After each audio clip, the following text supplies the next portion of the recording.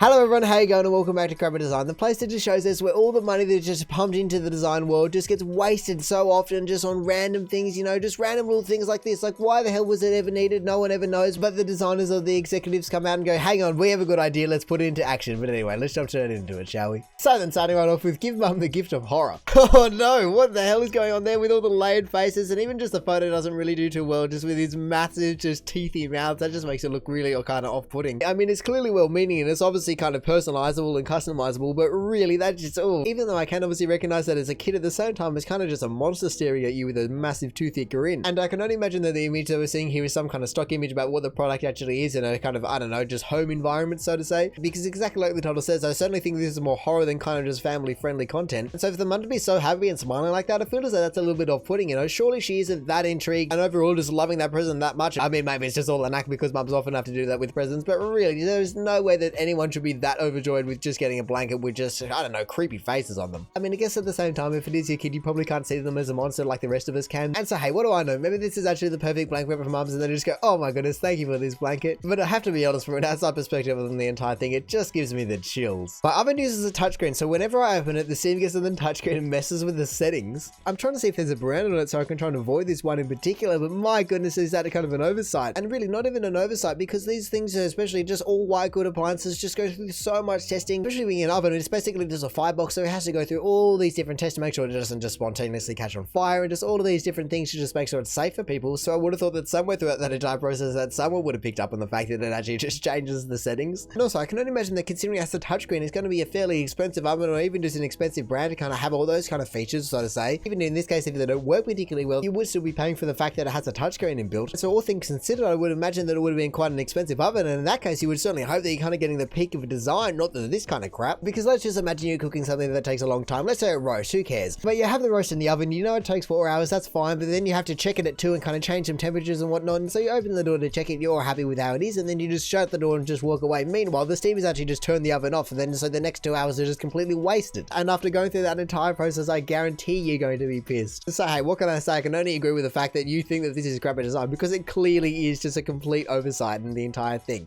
I was having a good day until I went to the supermarket. Oh, what the hell? That's not a very nice thing to be displaying, especially just stacked up on top of each other. You just read it from top to bottom, all the way down. You just go, my goodness, are you trying to convey a message or what? But no, once again, it's just so clearly an oversight. No one thought about the fact that it actually spells dye. Who the hell is going to want to read that when they're trying to just buy some undies or anything? I mean, in that case, it certainly isn't the right marketing strategy to kind of get new people onto your brand, because yeah, you might have your kind of loyal customers that just go, oh my goodness, yeah, it's obviously diesel under there, not dye, and they're going to continue buying what they've always bought. That's fine, but really, just to get new people on board, you're actually just telling them to do that. That is not very nice, especially when you see an entire wall of it. I just feel as though it's quite confronting. Oh hey, maybe it wasn't actually just crappy design, maybe just someone can't spell and they actually meant to spell dye, D-Y-E, because obviously to get the different colors they would have to be dyed, and so maybe they just don't know how to spell, but they just went, oh, I guess stuff it, we'll just put it out there, who cares? But no, I can only imagine that there were a little bit of market research. They certainly would have changed this pretty quickly, you know, just would have been, I don't know, just put the easel or something on the end, or really just any other 3 or 4 letters of that word would be better than what they're actually displaying here. So come on person, like you said, you're having such a good day up until now, so don't let some undies ruin your day. That would just be ridiculous. This door at my parents' building that leads straight to their storage space. Oh no, I can already start to see where this is going on. That is just ridiculous kind of oversight. Again, why are they almost oversights? I mean, I guess what I'm talking about when I say oversight is oversight in design, but at the same time, I feel as though it's not a crappy design, it's just someone didn't even think about it at all. Because I feel as though for something to actually kind of be classified as crappy design, it has to be designed so poorly, but on purpose, you know? Whereas all these last ones, they're kind of been accidentally crappily designed. This certainly doesn't excuse the entire thing, because that is just so poor. The fact that anyone can just kind of go up to the storage space is just ridiculous. You know, people pay a lot of money for just a little bit of extra storage space, but the fact that anyone can just kind of waltz up there, don't mind me, really doesn't give me much confidence for the rest of the design of the entire building.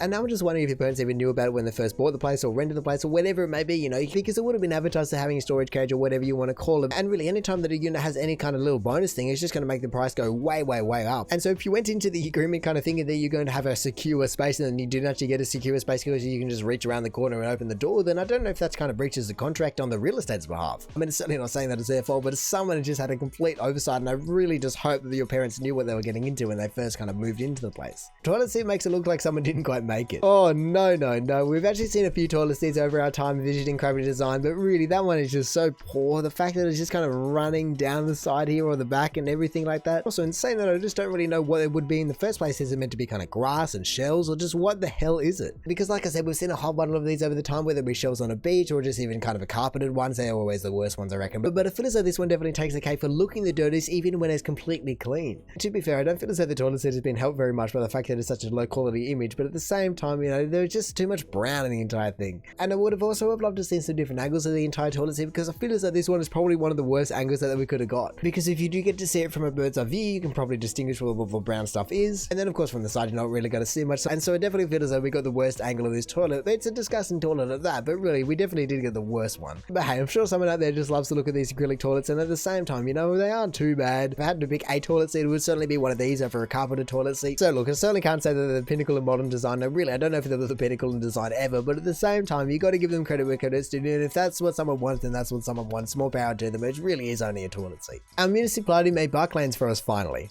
Wait a second, what the hell is going on there? Hang on, there's even another one in the background there, so what the hell is going on here? You know, they're just trying to make every single commuter suddenly be just a stunt rider or something. You know, you just have to be right along and then just time the bunny hop perfectly, and then over you go, and then you do it again and again and again. I feel as though if that was the case, you'd probably have to get pretty good at it pretty quickly, considering the fact that you're not going to be getting very far without it, but at the same time, you can just kind of ride around them, and I feel as though, considering there was virtually no one on that entire footpath, I feel as though that's definitely going to be the route that people take. And really, in this circumstance, I'd rather go either side than up and over that thing, you know. Sure, you've got a footpath to the left, and that's only going to be the ideal kind of circumstance, but if that one's completely full, then literally I would rather take going up a gutter than going over that monstrosity of a concrete bollard. But no, I must say that I'm more so confused than anything. I just don't understand why this would even be done in the first place, but at the same time, I just don't feel as though I can call it crappy design, because I feel as though there just must be a reason for this. I just don't really know what it is, because surely no one's going to make the decision to put all the effort into actually making it bike lane and then just make it an unusable space. It just really doesn't compute to me at all as to why anyone would want to do this, and so I can only imagine that someone actually thought that this was going to be a good idea for whatever that reason actually is. I guess all I can say is I hope this gets fixed soon, or maybe I'll just have to go to the comments and try and see if there's any reason for this, because I just don't understand how anyone can actually consider this to be a good design, let alone the fact that you just made a bike path that people can't use, so you basically just decrease the size of the footpath. 10-year-old me lighting up any room in The Sims. Whoa, that is so many lights. That would be such a hassle to kind of wire up all of that stuff, but my goodness, how much light do you need? And the fact that they're not even all the same, you know, you've got these kind of standard down lights, but then you've got these swivel ones I can imagine, or what the hell are they even for? Why does anyone need to be projecting light directly sideways when you already have this much light covering the space that it's projecting onto? I mean, unless your back is literally directly on a gallery wall, there is just no reason why anyone should be having horizontal lighting. It's just so strange. What the hell? And even the fact that they've got them under here and just on every single surface. Look at that. They've got 9, 3, just so random as well. Like, what the hell? Why do they need 2 here instead of just having the same 3? It's just so weird. And honestly, even though most of these downlights these days are actually LEDs, at the same time, your electricity bill will just be unparalleled because you just have so